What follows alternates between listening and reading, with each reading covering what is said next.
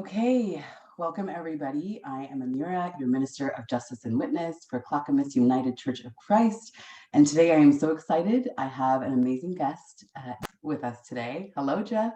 Hi, how are you, Amira? Really good. I'm so excited to be meeting with you. Just to give a little bit of a backstory on what we're doing, and we talked about you a little bit today during church service this morning about this happening coming up. So I was on Facebook about 4 days ago or so, and we know a mutual tattoo artist named Luke. And I was scrolling the Facebook stories, and I saw a picture of a neck tattoo that was the Confederate flag, and my heart dropped.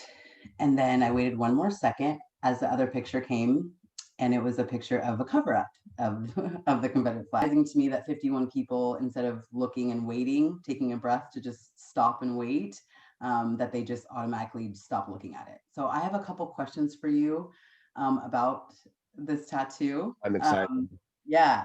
So the first one is, how old were you when you originally got this tattoo? So after speaking with my stepmom and some people in my family, the accuracy of that, I was somewhere between 13 and 16, Okay. somewhere in that vicinity. I went through a lot as a child, as a kid, and it kind of ties into the backstory of the tattoo itself. So I was between 13 and 16. I don't have a whole lot of memory and recollection of, I would say, from about 13 to 20. I was pretty heavily medicated on antidepressants, antipsychotics, stuff like that. And turns out it didn't really need to be. Yeah. But the basis of the tattoo itself was, I was just so, I was a black sheep of my family. My dad, my father was a police officer for 41 years. I've been to prison, juvenile rehabilitation administration, group home, foster homes. So it was anger driven. Okay. I was so angry at the whole world that I was a rebel. It was me against the world, baby. It was just, I think that was kind of just the best way for me to say, if you Yeah. will. Mm-hmm. And having no idea whatsoever what that meant to so many different people. Mm-hmm. Because to me, what it meant was, I'm angry, I'm mad, I'm the rebel, I'm the black sheep, I'm just stomping to my own beat, not listening to anybody else, doing my own thing. And that's not what it means. And I it's I think I froze again on you. Um so it was that was the best way for me, I think, to express just where I was at that point in time in life, just being the rebel that I was. Yeah. And Yeah. through So it really had nothing to do with race for you. none Nothing to do with that at whatsoever, all. none whatsoever at all. And there's been many and people don't want to talk about it at all. And I've been in so many different styles of confrontations, whether it be physical fights, arguments. Most of them have been physical because Wow. nobody wants to talk. Wow. So just they see your tattoo and they want to fight? Yeah. Wow. Yes, ma'am. Yeah. And I've wore a scarf now for probably 6-8 months. Wow. And it's I even tried makeup before that. Yeah, my wife just reminded me. I even tried makeup before that. I went to several different consults to get it removed, but the expense was just so crazy. It was anywhere between $400 and $600 a session. Wow. And It's like a lot of sessions. they said red and blue were the hardest to pull. Right. And that could take anywhere from 14 to 16 sessions. Yeah. Wow. Yeah. So let me ask you, the people that just confronted you Yeah. physical violence wise, were they what type of people were they? Were they So they were all, I mean, I want to say obviously, but they were people who were offended by it. okay, well, were they black people? Were they brown people? Were Yeah, they white yeah. people? It was just Black, random. Okay. predominantly black people. Wow. From Tri-Cities?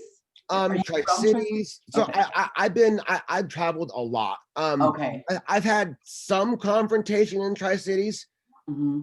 very little in Tri-Cities, Okay. no Okay. physical in Tri-Cities, Hmm. mostly in Portland, Seattle, Yakima, Okay. um, I would Wow. say the coast, even sometimes, Hmm. um, the Oregon coast.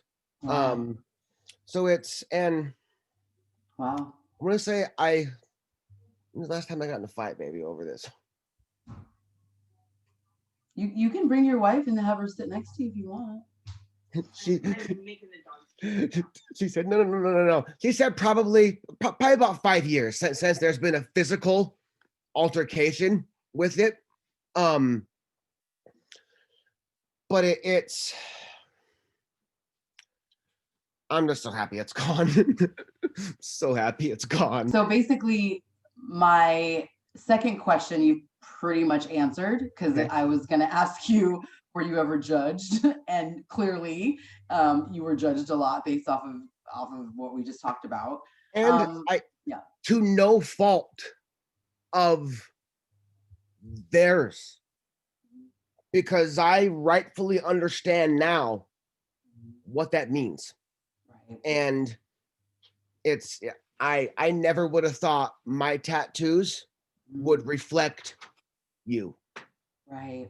And boy was I horribly wrong. And I Boy think was I that horribly wrong. a lot of people that represent that flag and even the American flag and I live in Salem, Oregon, and it's very, very racist there, which I didn't know really until everything recently that started happening. But I don't think people really understand what those flags do to someone like me. Not all Black people are traumatized by it, but for me, I am, especially also a queer Black woman. So if you go to like pride parades and stuff, you see a lot of people shoving that in your face. And so I don't think there's probably a lot of people that love the American flag that are not racist at all. People But do just, like people yeah, do that. yes. They go out, and I don't see. And I think that's where maybe I was blind. Mm-hmm. Maybe I was so blind to where I kind of thought there's been so much time to get. I can't believe anybody. How are we even having a conversation that somebody dislikes somebody for their skin color? That's In crazy. 2020, it's crazy, but it's 2020. so, yeah. This is insane. Oh, it's so crazy. And the thing is with the story that I find so amazing is that me looking at you, if I would have seen this tattoo on your neck, I would not have been disrespectful to you, but I would have went the other way. And I would have assumed that you hate me. mhm. And you're so loving. And just from the moment we spoke, I'm like, is this guy real? I looked at your Facebook and kind of stalked you a little bit. And I was like, man, this guy, you exude love. And that's sad that on both ends, that we judge other people too. Because I could have judged you and you Right. have the most pure heart ever, like sweet. And Thank so you. I think it goes both ways. And the moral of the story for me as a mindfulness coach and educator is that just take a breath and maybe not judge right away, because even the scrolling of the Facebook for me, if 51 people would have just waited and saw the outcome, they would have felt the joy that I felt when I was like, yes, he got it covered. Who is this guy? Let me talk to him. The last question I had is like, what did you feel when you saw the tattoo, the finish, the cover up?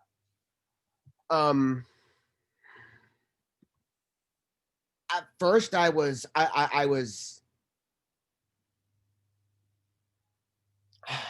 man, it was confusion, almost really confusion, because it was gone and is it real? Mhm. Is it? And I looked at Luke and I cried, but then I was like, I can't cry in front of this man, you know. And I did, of course, you know. And I kind of just like, he was like, don't touch it, it's not done, you know, you will rub it off. Like I is it real? Yeah. And then I just cried and cried. It's it's gone. I'll never have to look at it again. I will never have to. I'll have to wear a bandana. I'll have to wear a scarf. Yeah. It's gone. Yay. And okay, I need to show the audience this tattoo though, this cover up. Yeah, please do. Yeah. Let's yeah, and I'll Give me also for a second. yeah, and we'll do also a screenshot of before and after if you're comfortable. And if you're not, I if you can just send want to you show the the before, I can send you the before as well. I cool. Yeah, because absolutely. we'll link it to this. But yeah, I want to. Yes. Is that a good shot Beautiful. right there? Be-